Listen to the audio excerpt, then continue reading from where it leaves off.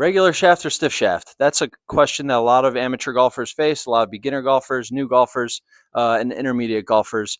We're going to answer that today with the Mizuno Shaft Optimizer with our head pro, Scott Blundo.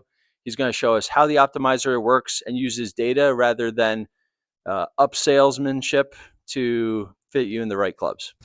Okay, so the long and short of what I put Patrick through today is we gave him various scores of how he uniquely delivers the club.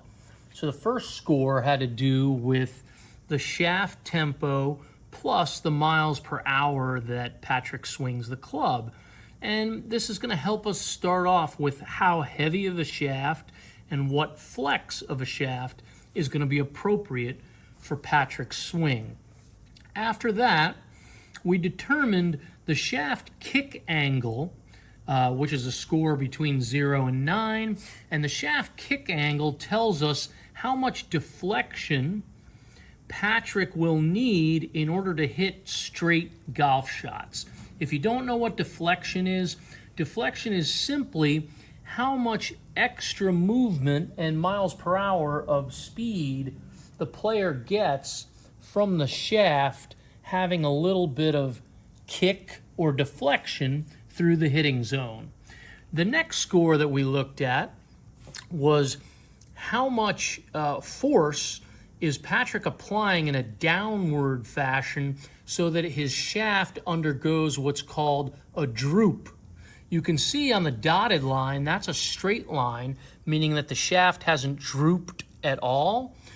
But in actuality, based on the weight and the flex of the shaft, Patrick is going to have a certain amount of droop. So what we want to do is find the shaft that allows Patrick to hit, once again, straighter golf shots. And we can do this by choosing to either hard step or soft step shafts. We can also do it by lengthening or shortening shafts to change the flex of the shaft and how it normally plays at standard versus with some modifications. Now, these specifications come in a scoring system. This particular scoring system is not Patrick's scoring system, as the head speed is only 69 miles an hour, but this player, much like Patrick, needs to know how his unique numbers will categorize him into a shaft profile from a flex and a gram weight perspective. And that's what you get when you get a club fitting. You get to understand just what type of an engine you need in order to most efficiently drive your golf swing. Much like Patrick's list of shafts, the list of shafts that I have here are talking specifically to what weight and flex and where the weight is in the shaft, whether it's distinctly at the tip, whether it's spread out amongst the tip, the butt, and the grip, or whether there are various parts that are stiff and various parts that are not so stiff.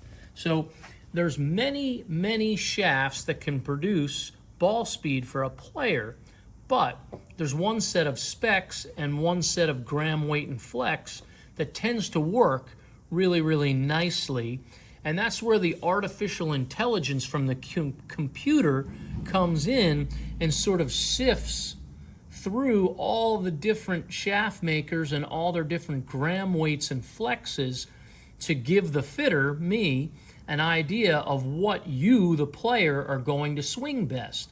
So during the experiment today, Patrick swung 7 different shafts with 5 different gram weightings and 2 different flexes. So you might say that after he paid his fitting fee, he went home with a whole bunch of knowledge. Absolutely. All right, this is Scott down at Rockets Landing. I've got our fearless leader, Patrick, getting fit. And here's his first effort. We moved him from 85 gram stiff shafts into 119 gram extra stiff Nippon Modus. And let's just take a look at the data real quick. Up here, The only number that I can see that might help Patrick out, a guy, by the way, who's hitting at 173 yards a carry with his 7-iron, is his landing angle and total height. So he hit that shot pretty good according to his thumbs up and thumbs down. And all of his other numbers look great. But if I were to maybe back him off of the extra stiff at 119 in the motor shaft, put him in a stiff, I think I can raise his ball height to over 90 feet, and I can change his landing angle to something that'll work well with front pins, middle pins, and back pins. As we all know, it's cool to attack a back pin with a lower trajectory shot, but who wants to have a bag where all your clubs work to back pins?